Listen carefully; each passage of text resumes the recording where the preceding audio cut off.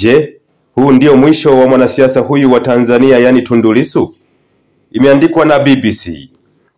Tundu Lissu, kiongozi wa upinzani nchini Tanzania, anakabiliwa na mashtaka ya uhaini, kosa ambalo adhabu yake ya juu ni hukumu ya kifo. Alishambuliwa kwa risasi 16 katika jaribio la kumuua mwaka 2017, na tangu hapo amekuwa mmoja wa wanasiasa waliodhulumiwa zaidi nchini.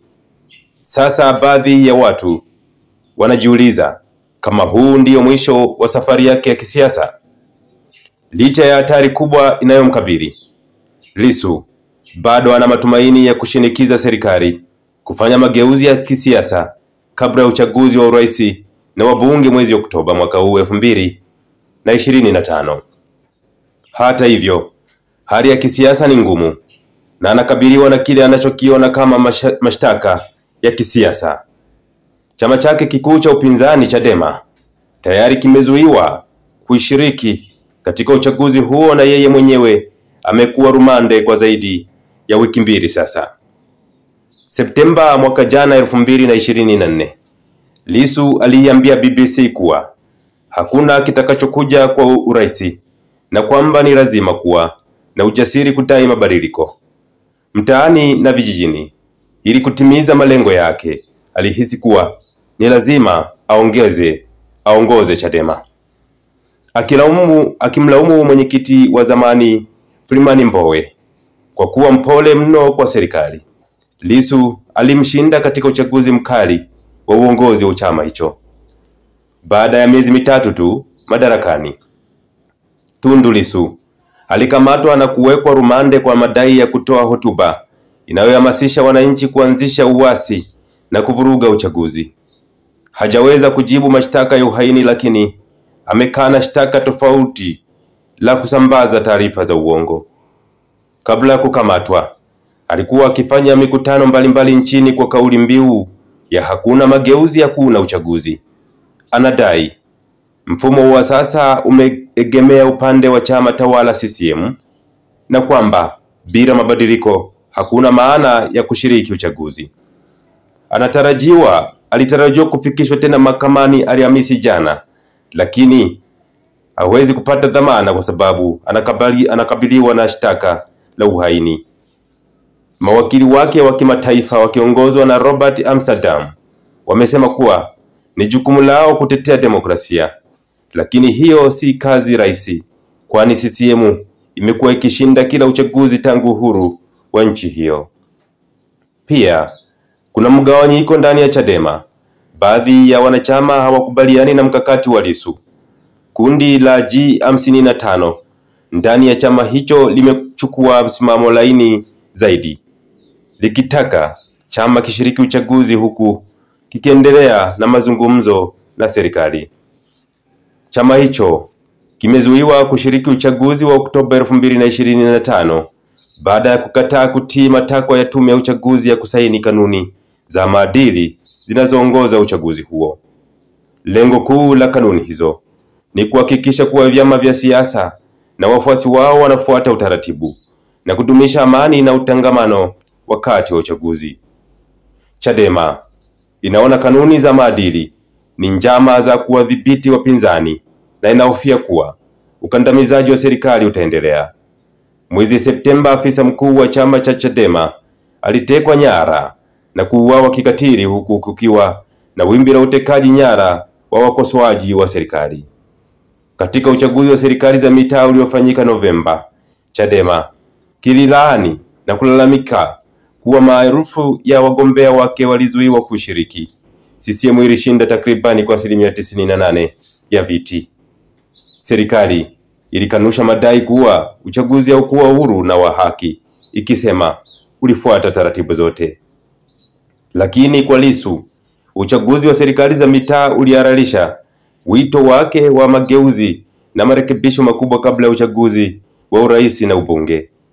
Shirika la kutetea haki za binadamu la Human Rights Watch limeelezea hofu sawa na hayo na limeitaka serikali kuikomesha ukandamizaji wa kisiasa.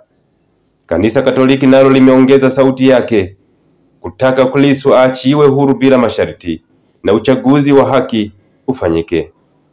Lakini kukamatwa kwa wanasiasa wa upinzani kumeendelea licha Waziri Mkuu Kassim Majaliwa kuahidi mapema mwezi huu kwamba mamlaka itahakikisha usalama na haki katika uchaguzi. BBC ilitafuta maoni ya upande wa serikali. Mara zote imesema uchaguzi umekuwa huru na haki, na changamoto ndogo ndogo zinaendelea kurekebishwa, ambapo kwa sasa pia imefanya marekebisho ya sheria zinazohusu uchaguzi mkuu, ikiwa pamoja na kuruhusu uwepo wa tume huru ya uchaguzi. Rais Samia Suluhu Hassan amewapa Watanzania uhuru zaidi wa kisiasa baada ya kuingia madarakani kufuatia kifo cha mtangulizi wake John Pombe Joseph Magufuli mwaka 2021. Hata hivyo, Tanzania kwa mara nyingine imeanza kuona wimbi la ukandamizaji ambazo zilidhihirisha utawala wa Magufuli. Mchambuzi wa siasa za Tanzania Nicodemus Minde anasema, na ni katika zama hizo ambapo Lissu alinusurika katika jaribio la kuuawa. Kabla ya kukamatwa, Lissu alisema chama chake kilikuwa na orodha ya marekebisho kadhaa muhimu ambayo lazima yafanyike ili kuhakikisha uchaguzi huru. Bwana Amsterdam, wakili wake, aliambia BBC kuwa hii ni pamoja na kuundwa kwa tume ya kitaifa ya uchaguzi ambayo ni huru kweli kweli, ikiwa na wajumbe wasio na uhusiano na serikali, na hili lazima itambulike katika katiba. Chadema pia wanadai inapotokea migogoro ya uchaguzi tume iwajibike kwa ushahidi ili kuonesha kuwa zoezi la kura lilikuwa huru na haki. Mkakati huo wa Lissu umeingia kwenye gharama kubwa kwake na Chadema, kwani wanachama wa kundi ndani ya chama hicho linalojulikana kwa jina la G55 limekuwa na msimamo tofauti. Kundi hilo limetoa wito kwa chama hicho kushiriki katika uchaguzi huku kikiendeleza mazungumzo na serikali kuhusu madai yake. Hiyo ndiyo njia pia iliyochukuliwa na chama cha pili cha ukubwa cha upinzani ACT Wazalendo. Pamoja na vyama 16 vya upinzani, ACT kimetia saini kanuni za maadili kuungana na chama tawala na kufanya vyama 18 vya siasa kati ya 19 vyenye usajili wa kudumu nchini Tanzania kusaini kanuni hizo. Chadema pekee ndio wamekataa. Lissu anaonekana kuiona nchi jirani ya Kenya ambako maandamano makubwa mwaka jana yalilazimisha serikali kuacha mipango ya kuongeza kodi kama mfano wa kuigwa. Wakati huo aliambia BBC kwamba Watanzania hawajashinikiza vya kutosha kufanya mageuzi ya kidemokrasia, na kile ambacho Kenya ilipitia ili kupata utawala wake wa kidemokrasia ni jambo ambalo tunahitaji kufanya. Iwapo mkakati kama huo utafanikiwa Tanzania haijulikani, kwani Watanzania wengi wanaonekana kusita kuunga mkono hadharani kampeni ambayo inaweza kuiondoa serikali. Lakini Bwana Amsterdam alisema kadri serikali inavyokuwa haitaki mabadiliko, ndivyo itawachochea wafuasi wa Chadema kusonga mbele na kujihusisha na uasi wa kiraia. Aliongeza kuwa Chadema itatumia kila chombo cha kisheria na kisiasa kufikia mabadiliko.